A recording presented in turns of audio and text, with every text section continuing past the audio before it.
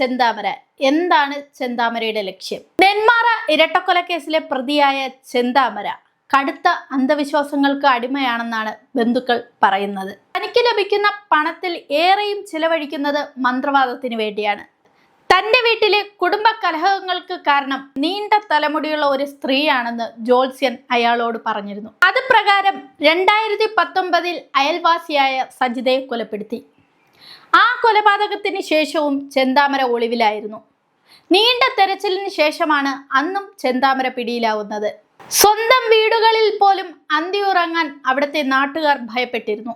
സജിതയെ വകവരുത്തിയതിനു ശേഷം വീണ്ടും 4 പേരെ കൊല്ലാൻ കൂടി പദ്ധതിയിട്ടിരുന്നു. സജിതയുടെ കൊലപാതകത്തിന് ശേഷം ഇടക്കാല ജാമ്യത്തിൽ ഇറങ്ങിയതായിരുന്നു ചെന്താമര. ജാമ്യത്തിൽ ഇറങ്ങിയതിന് ശേഷം സജിതയുടെ ഭർത്താവായ സുധാകരനെതിരെ വധഭീഷണി മുഴക്കി. അതിനെ തുടർന്ന് സുധാകരനും കുടുംബവും പോലീസിൽ പരാതി നൽകി. ഇതേ തുടർന്ന് പോലീസ് ചെന്താമരയെ വിളിച്ചു വരുത്തി താക്കീത് നൽകുകയും ചെയ്തു. തുടർന്ന് ഇയാൾ തന്റെ ലക്ഷ്യം പൂർത്തിയാക്കുവാൻ വേണ്ടി കൊടിവാളുമായി സുധാകരനെയും സുധാകരന്റെ അമ്മയായ ലക്ഷ്മിയെയും മൃഗീയമായി വെട്ടിക്കൊലപ്പെടുത്തി. അതോടെ വീണ്ടും ചെന്താമര ഒളിവിൽ പോയി. നാട്ടുകാർക്ക് ഇതൊരു നടുക്കുന്ന സംഭവമായി മാറി. പലർക്കും പുറത്തിറങ്ങാൻ പറ്റാത്ത അവസ്ഥയായിരുന്നു. പലരെയും ഇയാൾ മുന്നേയും ഭീഷണിപ്പെടുത്തിയിട്ടുണ്ട്. നാട്ടിൽ ക്രമസമാധാനമില്ലാതായി.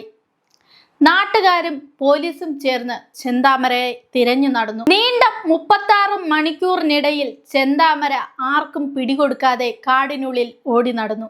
വിശപ്പ് സഹിക്കാനാകില്ല എന്നതാണ് ചെന്താമരയുടെ മറ്റൊരു പ്രത്യേകത. അതുകൊണ്ട് ഇനി എത്ര കാടിനുള്ളിൽ ഒളിച്ചിരുന്നാലും വിശപ്പ് സഹിക്കാതെ ആകുമ്പോൾ പുറത്തു വരുമെന്നായിരുന്നു എല്ലാവരുടെയും പ്രതീക്ഷ. അവസാനം തിരച്ചിൽ അവസാനിപ്പിച്ചെന്ന് പോലീസ് പരസ്യമായി പറഞ്ഞു. ഇത് ചെന്താമരയെ കുടുക്കാനുള്ള ഒരു കെണിയായിരുന്നു. അതേസമയം പോത്തുണ്ടി മലയിൽ നിന്നും പുറത്തേക്ക് വരുന്ന 3 വഴികളിലായി പോലീസുകാർ മഫ്തിയിൽ കാത്തുനിൽപ്പുണ്ടായിരുന്നു. തെരച്ചിൽ അവസാനിപ്പിച്ചെന്ന് കരുതി വീട്ടിലേക്ക് വരികയായിരുന്ന ചെന്താമര ചെന്നുപെട്ടത് ഈ പോലീസിന് മുന്നിൽ. അങ്ങനെ ചെന്താമര വീണ്ടും പിടിയിലായി. പിടിയിലായപ്പോഴും പ്രതി ആദ്യം ആവശ്യപ്പെട്ടത് ഭക്ഷണമായിരുന്നു. അത് പ്രകാരം പോലീസ് ഭക്ഷണം വാങ്ങി നൽകുകയും ചെയ്തു. ഇത്രയും ക്രൂര കൃത്യം ചെയ്തിട്ടും പ്രതിയുടെ മുഖത്ത് യാതൊരു കുറ്റബോധവും ഇല്ലായിരുന്നു. അനാഥമായത് 2 പെൺകുട്ടികൾ. ഇയാൾ തികഞ്ഞൊരു സൈക്കോ എന്നാണ് നാട്ടുകാർ പറയുന്നത്. പുതിയ വസ്ത്രം ഇട്ടുകൊണ്ട് ഇയാളുടെ വീടിന് മുന്നിലൂടെ പോയാലോ ഫോൺ ചെയ്തു പോയാലോ ഇയാൾ ഉടനെ തന്നെ അക്രമാസക്തമാകുമെന്നാണ് നാട്ടുകാർ പറയുന്നത്. ഇയാളെ പേടിച്ചിട്ട് പോലും സുധാകരൻ കുറച്ചു കാലം വീട് മാറി താമസിക്കാനിടയുണ്ടായി. അയൽപക്കത്തെ വേറെ സ്ത്രീകളെയും ഇയാൾ കൊടുവാൾ കാട്ടി ഭീഷണിപ്പെടുത്തിയിരുന്നു. ചെന്താമരയെ ഭയന്ന് വീടിന് പുറത്തുള്ള ശുചിമുറിയിൽ പോലും പോകാൻ ഭയപ്പെട്ടിരുന്നു.